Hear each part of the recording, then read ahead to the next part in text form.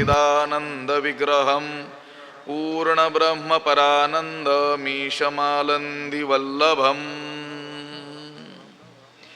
ग्रंथराज श्री ज्ञानेश्वरीच्या 5व्या अध्यायाचा विचार आपण करतो आहोत आणि या 5व्या अध्यायातील 22व्या क्रमांकाचा जो श्लोक आहे त्या श्लोकाचा विचार आपण करतो आहोत. या श्लोकावरील अनेक ओव्यांचा विचार आपला झालेला आहे. ते अंतर्नेणती बापुडे म्हणोनी अगत्य सेवने घडे, सांगे पूय पंकीचे किडे काय चिळसी घेती. या 121व्या ओवीपर्यंतचा विचार आपला झालेला आहे. हे विषय दुःखदायक असूनही लोकांकडून का सेविले जातात त्याचं कारण ज्ञानोबारायांनी सांगितलेलं आहे.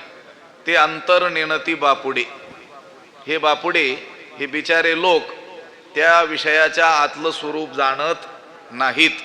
म्हणोनी अगत्य सेवने घडे, म्हणून त्यांचा भोग त्या विषयांचं सेवन अवश्य करून त्यांच्याकडून होत असतं. जर विषयाचं अंतरंग त्यांनी जाणलं, हे विषय परिणामी दुःखाला कारण आहेत, हे वैरी आहेत असं जर जाणलं तर त्या विषयांचं सेवन त्यांच्याकडून होऊ शकत नाही. पण ते अंतर्नेणती बापुडे, ते बिचारे लोक या विषयाचं अंतरंग जाणत नाहीत, म्हणून त्यांचा भोग अवश्य करून त्यांच्याकडून होतो. सांगे पूय पंकीचे किडे काय चिळसी घेती. ज्ञानोबाराय म्हणतात, पुवाच्या चिखलातील किडे त्या घाणीची किळस घेतात का? त्यांना त्याचं काही वाईट वाटतं का? वाटत नाहीत. कारण तेच त्यांचं काय होऊन गेलेलं आहे, जीवन होऊन गेलेलं आहे. दुसऱ्या माणसांना त्यांच्याकडे बघितल्यानंतर त्यांची कीव येते. हे अशा या दुर्गंधीत हे कसे राहत असतील असं दुसऱ्या माणसांना वाटतं. परंतु तेच त्यांचं काय होऊन गेलेलं आहे, जीवन होऊन गेलेलं आहे. त्या घाणीची किळस त्या किड्यांना येत नाही. तया दुःखिया दुःखची जिव्हार, ते विषय कर्दमीचे दरदूर, ते भोगजळीचे जळचर सांडिती केवी. त्या सवयीचा परिणाम असा झालेला असतो की माणसाला ते दुःखच सुखासारखं वाटतं. त्या दुःखामध्ये राहून राहून अशी सवय झालेली असते की तेच जीवन आहे, तेच सुख आहे असं त्याला वाटत असतं. ज्ञानोबाराय म्हणतात, तया दुःखिया दुःखची जिव्हार, त्या दुःखी लोकांना दुःखच त्यांचं जीवन झालेलं असतं. ते विषय कर्दमीचे दरदूर, ते विषय रूपी चिखलात राहणारे बेडूक असतात. बेडूक जसा चिखलाला सोडून राहत नाही, तसे हे लोक विषयाला सोडून राहू शकत नाहीत. ते भोगजळीचे जळचर सांडिती किवी, भोगरूपी पाण्यातील हे काय आहेत, जलचर आहेत, मासे आहेत. जसे पाण्यामध्ये राहणारे जे प्राणी आहेत ते पाण्याला सोडून ज्याप्रमाणे राहू शकत नाही, पाणी हेच त्यांचं काय आहे, जीवन आहे. अगदी त्या पद्धतीनं ही लोक भोगजळीचे जळचर, भोगरूपी पाण्यातील जळचर आहेत. मग ते विषयांचा आणि त्या विषय भोगाचा त्याग कसा काय करतील? सांडिती केवी, केवी सांडिती, कसं काय टाकतील? टाकणार नाही. तया दुःखिया दुःखची जिव्हार, हे पहा मी बोलून गेलो. सवयीचा परिणाम असा होत असतो की माणसाला ते दुःखच सुख आहे असं वाटतं. उन्हामध्ये काम करणारी माणसं किंवा ओझी वाहणारी माणसं, एखाद दिवस त्यांना जर सुट्टी असेल, लक्षात आलं का, ओझी वाहणाऱ्याला सुट्टी असेल किंवा उन्हामध्ये खडी फोडणारी, उन्हामध्ये कष्टाची काम करणारी माणसं, त्यांना जर सुट्टी असली, त्यांना त्या दिवशी काम करायला मिळालं नाही तर त्यांना बरं वाटत नाही. कारण तेच त्यांचं काय झालेलं असतं, जीवन झालेलं असतं.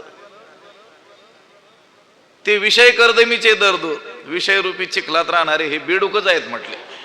हे पहा, आता चिखलात राहणं, चिखल खाणं हा बेडकाचा काय झालेला आहे, स्वभाव झालेला आहे. बेडकाने चिखल खावा काय ठावा सागर, त्याला समुद्र ठाऊक आहे का? नाही.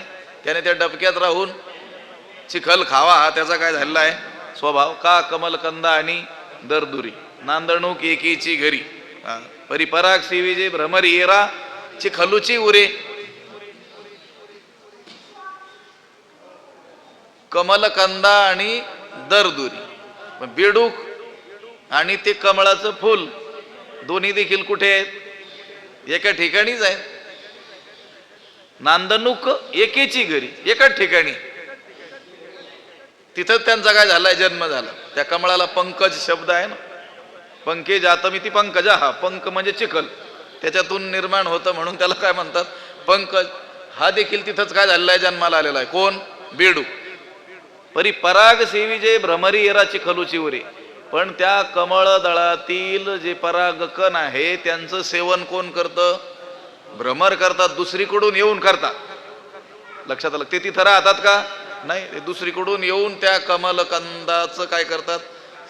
आस्वाद घेतात. आणि हा तिथंच जिथं कमळ जन्माला आलं तिथंच त्याच्या शेजारीच राहतो. पण काय खातो? चिखल खातो. येरा चिखलूची उरी. ते विषय कर्दमीचे दरदूर. हे लोक जे आहेत ते विषयरूपी चिखलामध्ये राहणारे कोण आहेत? बेडूक आहेत. पुन्हा ते भोगजळीचे जलचर, भोगरूपी पाण्यातील हे कोण आहेत? जलचर आहेत. जणू काही मासे आहेत. मासा पाण्याशिवाय जगू शकत नाही. त्याचप्रमाणे विषयासक्त असलेला जीव विषयाशिवाय जगू शकत नाही. आणि मग ते विषय कर्दमीचे दरदूर म्हणजे विषयरूपी चिखलात राहणारे जर बेडूक असतील, भोगजळीचे जलचर भोगरूपी पाण्यातील जर जलचर असतील, तर मग ते विषयाचा त्याग कसा काय करतील? सांडिती केवी. आणि त्यांना ते दुःख हेच त्यांचं जीवन आहे असं वाटत असतं. हे पहा, इंद्रिये विषय उपभोगाला असमर्थ जरी झाली तरी माणसाची अंतकरणातील त्या विषयांची वासना काही संपत नसते.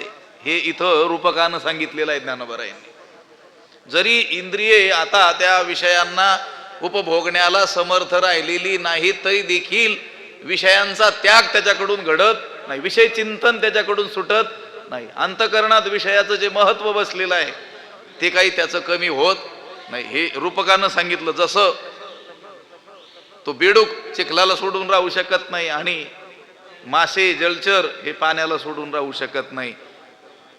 भलेही ते विषय दुःखरूप जरी असले तरी ते दुःख त्यांना सुख वाटतं. तया दुःखी या दुःखाची जिव्हार. ते विषय कर्दमीचे दरदूर, ते भोगजळीचे जलचर सांडिती केवी. आता ज्ञानोबा आहे थोडस उपरोधानं बोलणार आहेत बरं का. असं औपरोधिक बोलणं इथून पुढं आहे. ज्ञानोबा म्हणतात कसं काय ते विषयाला सोडतील? जर त्यांनी विषय त्यागले, या विषयी लोकांनी जर विषय त्यागले तर देवानं ज्या दुःख भोगणाऱ्या योनी निर्माण केलेल्या आहेत त्या व्यर्थ जाणार नाहीत का? लक्षात आलं का? हे बोलणं कसं? हे जे जेल बांधून ठेवले सरकारने, हे जे अपराधी लोक जर अपराध करणार नाहीत तर ते बांधलेले फुकट जातील की नाही, असं जे बोलणं तसं ज्ञानोबा आता पुढे बोलणार आहे. आणि दुःख योनी जी आहाती तिया नरर्थका तरी नव्हती, जरी विषयावरी विरक्ती धरिती जीव. ज्ञानोबा म्हणतात आणि मला असं वाटतं, ज्ञानोबा म्हणतात मला असं वाटतं की हे जीव जर विषयाविषयी अनासक्ती धरतील, विषयावरी विरक्ती धरिती जीव, हे जीव जर विषयांविषयी विरक्ती धारण करतील तर जिया दुःख योनी आहाती, जेवढ्या दुःख योनी आहेत तिया निरर्थका तरी नव्हती, त्या सर्व निरर्थक होणार नाहीत का? मग जीवाला दुःखाचा भोग व्हावा म्हणून ज्या स्वतंत्र योनी निर्माण केलेल्या आहेत त्या योनी काय होऊन जातील? व्यर्थ होऊन जातील. जे नरक निर्माण केलेले आहेत ते सुद्धा काय होऊन जातील? व्यर्थ होतील, जर यांनी विषय सेवन करणं काय केलं? सोडलं तर. आणि दुःख योनी जी आहाती ती अनिरर्थका तरी नव्हती, जरी विषयावरी विरक्ती धरिती जीव. हे बापडे लोक भोगाचा जर त्याग करतील तर दुःख भोगणाऱ्या ज्या योनी आहेत त्या निरर्थक होणार नाहीत का? हे पहा, माणसं विषय प्राप्त व्हावा म्हणून पाप करतात, म्हणून त्यांना पुढच्या जन्मात पशुपक्ष्यांच्या काय होतात, योनी प्राप्त होतात. जर ही माणसं विषयी वैराग्य धारण करतील तर मग दुःख भोगणाऱ्या ज्या पशुपक्ष्यांच्या योनी आहेत त्या कोणी भोगाव्यात? हे उपरोधानं काय केलेलं आहे, ज्ञानोबरायांनी बोललेलं आहे. 84 लक्ष ज्या योनी आहेत, इथं थोडा उपरोध ज्ञानोबरायांनी केलेला आहे. सगळेच जर विरक्त झाले तर नरकाचा उपभोग कोण घेणार? सगळेच जर सदाचारी झाले तर कसं चालेल? त्यांनी आपला स्वभाव जर सोडला तर दुःखमय योनी ज्या आहेत त्यांना निरर्थकता येणार नाही का? म्हणून हे लोक विषयांचा त्याग का करत नाहीत? तर त्या दुःख योनी देवानं ज्या निर्माण केल्या त्यांना सार्थकता यावी म्हणून असं ज्ञानेश्वर महाराज म्हणतात. आणि दुःख योनी जी आहाती ती या निरर्थका तर नव्हती, जरी विषयावरी विरक्ती धरिती जीव. अजून सांगतात ज्ञानोबराय, ना तरी गर्भवासादी संकट का जन्म मरणीचे कष्ट हे विसावे विण वाट वाहवी कवणे. ना तरी किंवा अथवा आणखी सांगतात ज्ञानोबराय, उपरोधानच बोलतात. गर्भवासादी संकट, गर्भवासादी जे काय आहेत संकट आहेत, गर्भात राहण्याचं आणि गर्भातून बाहेर निघण्याचं जे काय आहे संकट आहे, का जन्म मरणीचे कष्ट, आणि जन्म मरणाचे जे काय आहेत कष्ट आहेत, हे विसावे विण वाट व्हावी कवणे. हे मार्ग जे आहेत ते अविश्रांतपणे चालू राहिले पाहिजे. लक्षात आलं? म्हणजे माणसं जन्माला येतात, पुन्हा दुःख भोगतात, जन्माचं दुःख भोगतात, मध्यंतरी दुःख भोगतात, मरतानाचं काय करतात, दुःख भोगतात, मरतात, पुन्हा काय होतात, जन्माला येतात. हा जो मार्ग चालू आहे, जन्माला येणं मरणं, ही जी वाट चालू आहे ही अविश्रांतपणे चालली पाहिजे. विश्रांती न घेता हा मार्ग चालू राहायला पाहिजे. जर यांनी विषयांवर विरक्ती धरली तर मग हा मार्ग बंद पडेल ना. लक्षात आलं का? या मार्गाची जी वाहतूक आहे ती काय होऊन जाईल, बंद पडेल, खंडित होईल. ती अखंडपणे चालू राहिली पाहिजे, म्हणून हे विषय सेवतात. ना तरी गर्भवासादी संकट, अथवा गर्भवासादी संकट आणि जन्म मरणापासून होणारे जे अतिव कष्ट आहेत हे अविश्रांतपणे चालणारे मार्ग मग कोणी चालावेत? हे चालू राहिले पाहिजेत असं ज्ञानोबराय म्हणतात. हे पहा, ना तरी गर्भवासादी संकट, गर्भवासात अतिशय दुःख असतं. आईच्या गर्भामध्ये ज्यावेळेस तो जीव येतो त्यावेळेस त्याला खाली डोकं वर पाय अशा अवस्थेत 9 महिने त्याला तिथं काढावे लागतात. मातेची उदर कुहरी पचोनी विष्ठेच्या दाथरी उकडोनी 9 मास वरी जन्म जन्मोनी मरती. प्रथम केला गर्भीवास काय ते सांगावे सायास, दुःख भोगिले 9 मास आलो जन्मास येथवरी. किंवा काय सांगो गर्भीची यातना, प्रचंड दुःख त्या गर्भवासामध्ये या जीवाला भोगावं लागतं. बरं, केवळ गर्भवासातच दुःख आहे आणि बाहेर आल्यानंतर त्याला काही सुखरूपता आहे असंही काही नाही. जन्म दुःखम जरा दुःखम जाया दुःखम पुन्हा पुन्हा अंतकाले महत् दुःखम तस्मात जागृही जागृही. शास्त्राने सांगितलं बाबा हो, जागे व्हा. जन्माचं दुःख, म्हातारपणाचं दुःख, मरतानाचं दुःख आणि मध्यंतरी जीवन जगताना तर ह्या दुःखाची तर गणतीच नाही. अपमानाचं दुःख, दारिद्र्याचं दुःख, रोगाचं दुःख, वेगवेगळ्या प्रकारची दुःखच दुःख. हे गर्भवासादी संकट, जन्म मरणीचे कष्ट, ही वाट जी चालली पाहिजे ही विसावे विण विश्रांती न घेता मग कोणी चालावा हा मार्ग, तो मार्ग चालू राहावा म्हणून हे लोक काय करतात म्हटले, विषय सेवन करतात. जरी विषयो सांडिजेल तरी महादोषी के वसिजेल आणि संसारू हा शब्द नव्हेल लटिका जगी. ज्ञानोबराय म्हणतात जरी विषयो सांडिजेल, जर विषयासक्त लोक विषयो सांडिजेल, विषयांचा काय करतील, त्याग करतील, तरी महादोषी केवशी जेल. मग ह्या महापातकांनी कुठं राहावं?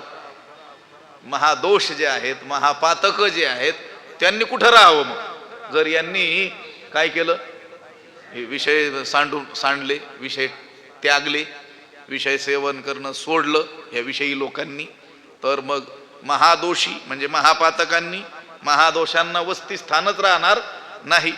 आणि संसार हा शब्द नव्हे लटिका जगी, आणि संसार हा शब्द जगात खोटा होणार नाही का? मग लक्षात आलं का? संसार दुःख रूप आहे असं जे शास्त्राने ओरडून सांगितलेलं आहे, ते सगळे वाक्य वचन काय होऊन जातील, खोटे ठरतील की नाही? संसार हा शब्द असत्य ठरेल की नाही? याला सगळ्याला खरे पण यावं म्हणून हे विषय भोगतात म्हणे. जरी विषयी विषयो सांडीजे, तरी महादोषी केवशीजे. जर विषयासक्त लोक विषयांचा त्याग करतील, तर महापातकांनी कुठं बरं राहावं? या महादोषांना वस्तीस्थान उरणार नाही. दोष, महापातक, पापाचे प्रकार आहेत. पाप, उपपाप, महापाप असे पापाचे प्रकार आहेत. महापापामध्ये 5 पाप येतात. ब्रह्महत्या, सुरापानम, स्थेयम, गुरुभंगनागमः, महांती पातकान्याहुस्संगश्चापितैः. ब्रह्महत्या, सुरापान म्हणजे दारू पिणं, ब्रह्महत्या, सुरापानम, स्थेयम चोरी करणं, गुरुभंगनागमः गुरुपत्नीशी गमन करणं, हे 4 महापातक. आणि 5वा या चौघापैकी कोणाचीही संगती करणारा, हा काय आहे 5वा महापातक, याला महादोष म्हटलेलं आहे. मग हे जे महादोष आहेत, महापाप जी आहेत, त्या महापापांनी जावं कुठं? जर ह्या विषयी लोकांनी विषय सेवन करणं काय केलं, जर सोडलं. हे विषयासक्त यथेच्छ विषयाचरण करत असत. अंगामनाशी रुचावे, येतुलेनी कृत्याकृत्य ना ठवे, जो करणे याची नावे भलतेची करी. फक्त त्याला आवडावं, हे करणं योग्य आहे असं फक्त त्याचं त्यालाच वाटावं, की त्यानं ते केलं म्हणून समजायचं. मग याच्यातून पाप होईल की काय होईल, तरी पाप मज होईल, काही नरक यातना येईल, हे काही पुढील देखेना जो.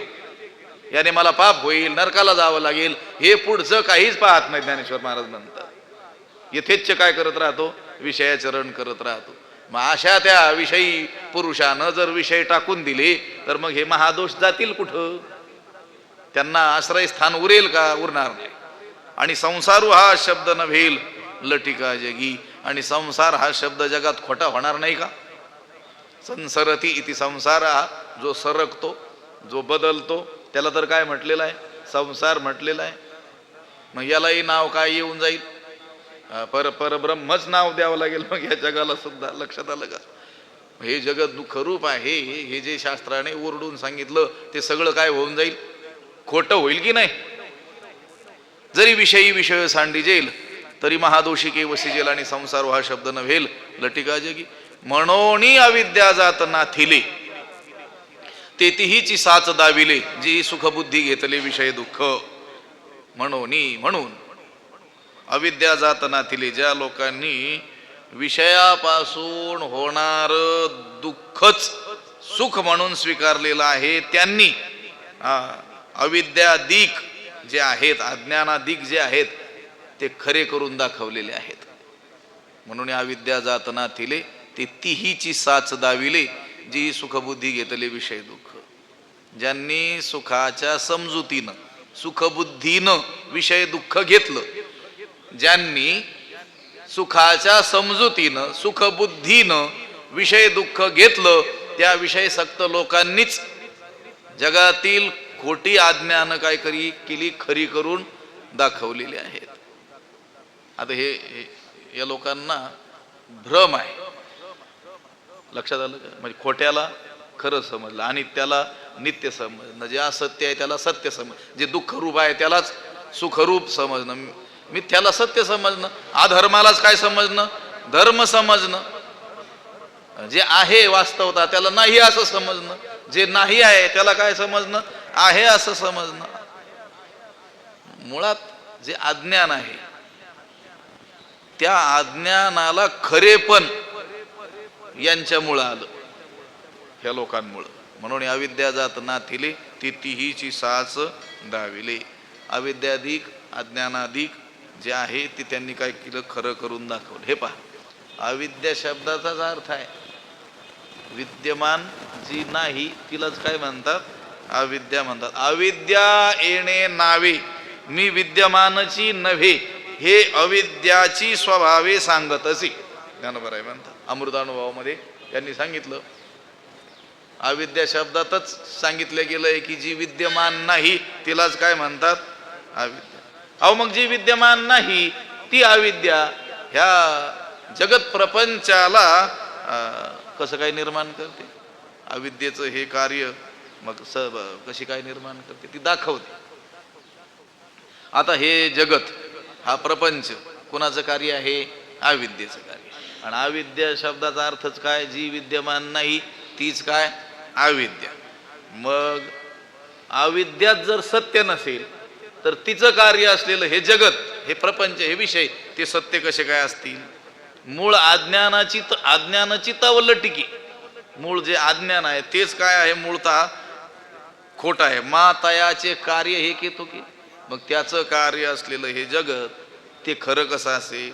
लक्षात आलं का, मूळ अज्ञानाची तवलटिके मातयाचे कार्य हे केतुके, म्हणून संसार रुख सत्य के वावोची का.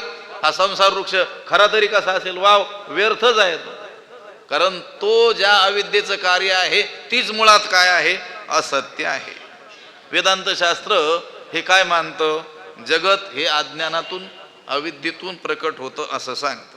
जसं रज्जूच्या अज्ञानानं सर्पाचा काय होतो, भ्रम होतो, रज्जू सर्पाकार भासेले जगदंबर. अगदी त्याच पद्धतीनं परब्रह्माच्या अज्ञानानं आपल्याला ह्या जगत प्रपंचाचा काय होतो, भास होत असतो. एकूण काय, अविद्याजात हे काय आहे, मिथ्या आहे. अविद्याच मिथ्या, तिचं कार्य असलेलं प्रपंच जगत हे देखील काय आहे, मिथ्या आहे. आता विषय हे सुखरूप आहेत असं समजून जे लोक विषयांचं काय करतात, सेवन करतात, आणि त्या विषयाच्या प्राप्ती करता नाना प्रकारची काय करतात, पातकं देखील करत राहतात. बरं, विषय सेवनाची इच्छा ठेवतात, विषय प्राप्ती करता काय करतात, प्रयत्न करतात, त्याच्याकरिता वेगवेगळी कर्म देखील काय करतात, करत राहतात. आणि त्या कर्माचं फळ म्हणून पुन्हा पुन्हा त्यांना काय करावं लागतात, जन्म भोगावे लागतात. हे बघा, सुखबुद्धीनं विषय सेवन करून दुःखच काय करतात, भोगतात. ते विषयाचे जे सुख ते केवळ परम दुःख, परी काय की जे मूर्ख न सेविता न सरे. बोलून गेलो आपण इथं, आताच ओवी गेली. म्हणून विषय भोगी जे सुख ते साध्यंतची जाण दुःख. आणि 9व्या अध्यायामध्ये उभी आहे, ती विषयाचे जे सुख ते केवळ परम दुःख, परी काय की जे मूर्ख न सेविता न सरे. अशीच या इथल्या ओवी सारखीच ओवी इथं आलेली आहे. आता ह्या विषयामध्ये केवळ दुःख आणि दुःखच आहे, पण मूर्ख माणसं त्याचं सेवन केल्या वाचून राहत नाही. पण विषय दुःखरूप असूनही ते या विषयी लोकांना सुखरूप प्रतीतीला काय येतात, तर त्या विषयांनीच काय केलेलं आहे, सुखाची अंगी आपण बघितलं की नाही, दुःख लेवणी सुखाची अंगी सळीत जगाते. एक कल्पना करा की एका आईला 2 मुलं आहे, एक सुख आणि एक दुःख. सगळे लोक त्या सुखाकडेच जाऊ लागले, त्या दुःखाला कोणी विचारेनाच. लक्षात आलं का, त्याच्याकडे कोणीच आहे ना. त्यानं आईला सांगितलं, सगळे लोक माझ्या भावाकडेच जातात सुखाकडं, माझ्याकडे कोणी येत नाही, माझा कोणी स्वीकार करत नाही, मी कोणालाही आवडत नाही. मग आईनं काय सांगितलं, आईनं सांगितलं तुझा जो भाऊ आहे ना त्याचे कपडे घाल म्हणे, त्याच्यासारखा दिसला की लोक सुख समजून तुझा काय करतील, स्वीकार करतील. मग त्यानं काय केलं, त्याची वेशभूषा केशभूषा सगळी कोणासारखी केली, आपल्या भावासारखी, सुख या भावासारखी. कोणी केली वेशभूषा सगळी, दुःखानं. आणि हुबेहूब कोणासारखा दिसू लागला, तो सुखासारखा, त्याच्या भावासारखा. मग जे त्याच्या भावाकडं सुखाकडं जाणारी लोक होती ती कोणाकडे येऊ लागली, या दुःखाकडं. कशामुळं, तो दिसतो कशामुळं, कशासारखा, सुखासारखा. तसे हे विषय जे आहेत ते आहेत खरे तर दुःखरूप, पण त्यांनी काय केलेलं आहे, सुखाचा अंगरखा घातलेला असल्यामुळं दुःख लेवणी सुखाची अंगी सळीत जगाते. आणि मग त्या दुःखरूपी मुलाचा वरचा जो पोशाख आहे त्याला बोलून लोक त्याच्याकडे सुख समजूनच जाऊ लागली आणि दुःख भोगू लागली. म्हणून अविद्या जात नाथिले ते तिहीची साच दाविले जी ही सुखबुद्धी घेतले विषय दुःख. ह्या अविद्येला देखील ती विद्यमान नसलेली अविद्या तिला सत्यपणा यांच्यामुळं आला. कुणामुळं? या विषय सेवन करणाऱ्या लोकांमुळं, ज्यांनी सुखाच्या समजुतीनं विषय दुःख घेतलं, सुखबुद्धी घेतले विषय दुःख. या कारणे गा सुभटा हा विचारिता विषय ओखटा तू झणे कही या वाटा विसरोणी जाशी. हे सुभटा, हे शूर योद्ध्या, हे अर्जुना, विषय हे फार काय आहेत?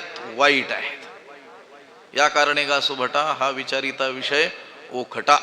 विचार करून पाहिले असता विषय हे परिणामी काय आहेत?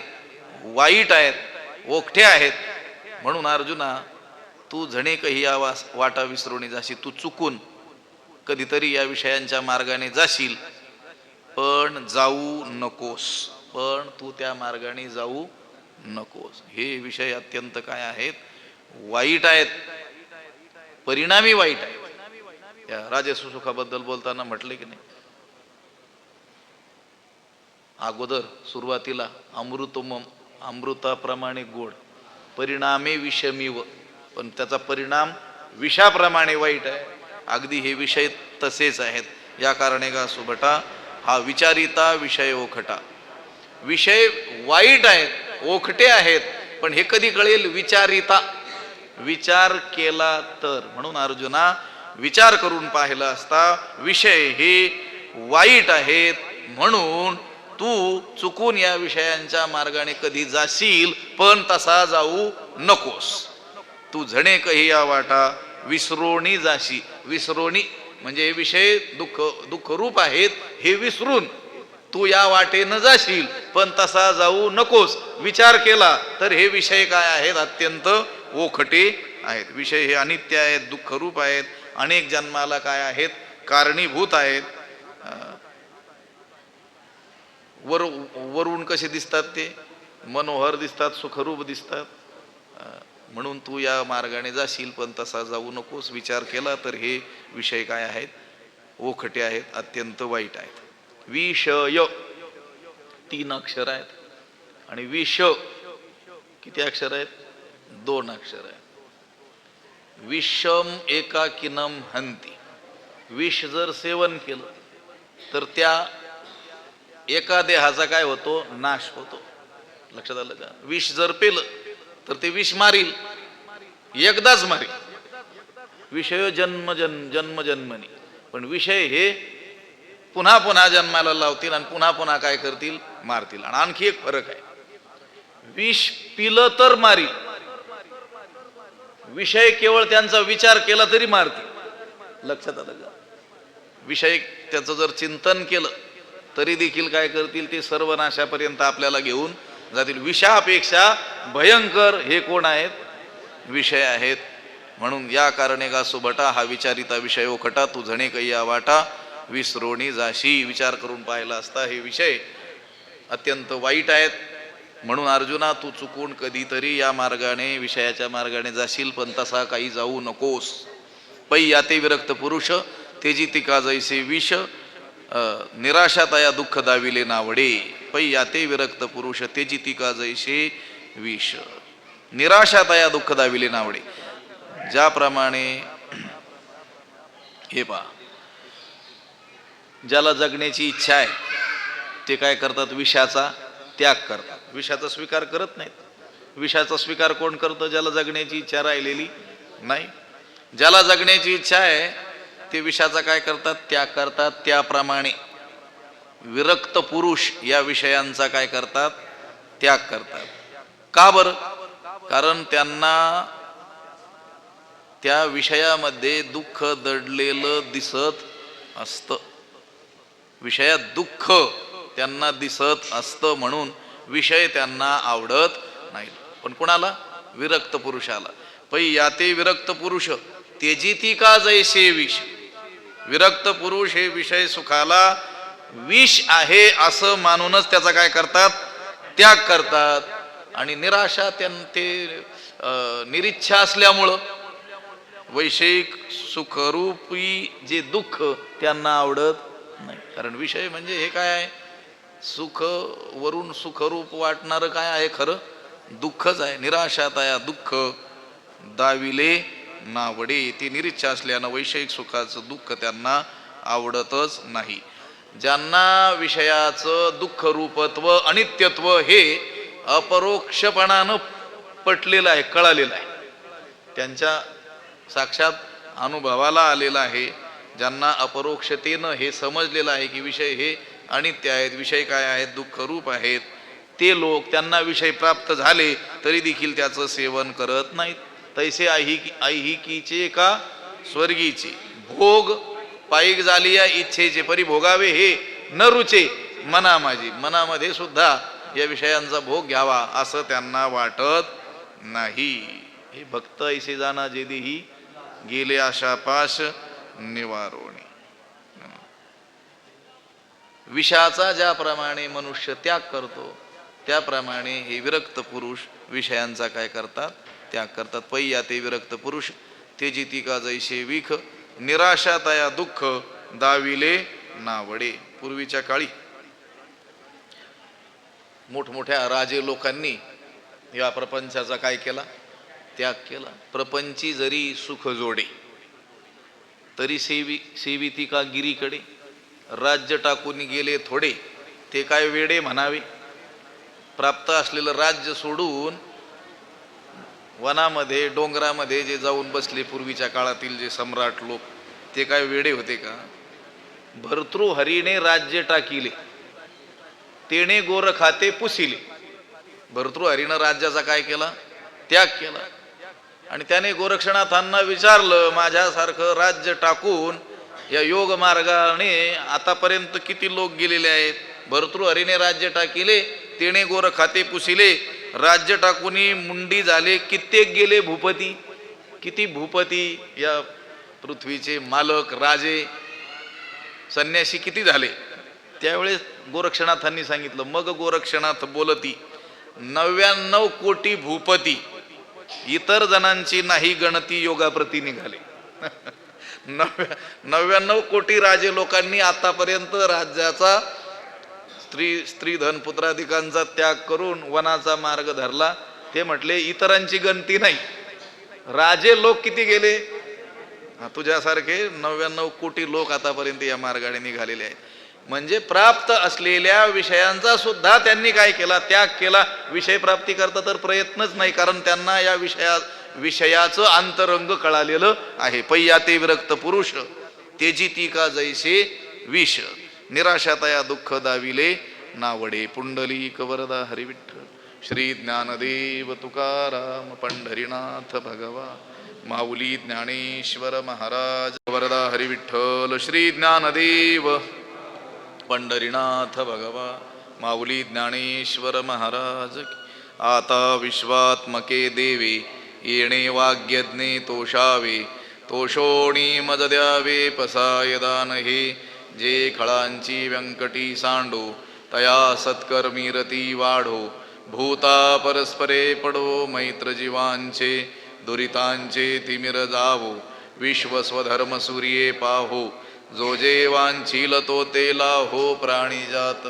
वर्षत सकळ मंगळी ईश्वर निष्ठांची मांदियाळी. अनवरत भूमंडळी भेटो तया भूता. चला कल्पतरूंचे आरव चेतना चिंतामणीचे गाव. बोलते जे अर्णव पियुषांचे चंद्रमे जे अलांछन. मारतंड जे तापहीन हे सर्व ही सदा सज्जन सोयरे होतू. किंबहुना सर्व सुखी पूर्ण होवणी तिही लोकी. भजिजो आदि पुरुखी अखंडित आणि ग्रंथोपजीविये. विशेषी लोकी ये दृष्टादृष्ट विजये हो आवेजी. एथ म्हणे श्री विश्वेश्वरावो हा होईल दान पसावो. येणे वरे ज्ञानदेवो सुखिया झाला. येणे वरे ज्ञानदेवो सुखिया झाला. येणे वरे ज्ञानदेवो सुखिया झाला. पुंडलीक वरदा हरिविठ्ठल श्री ज्ञानदेव पंढरीनाथ भगवान माऊली ज्ञानेश्वर जगद्गुरु तुकाराम शांती ब्रह्म एकनाथ महाराज गुरुवर्य बंशी महाराज सद्गुरु जोग महाराज की जय।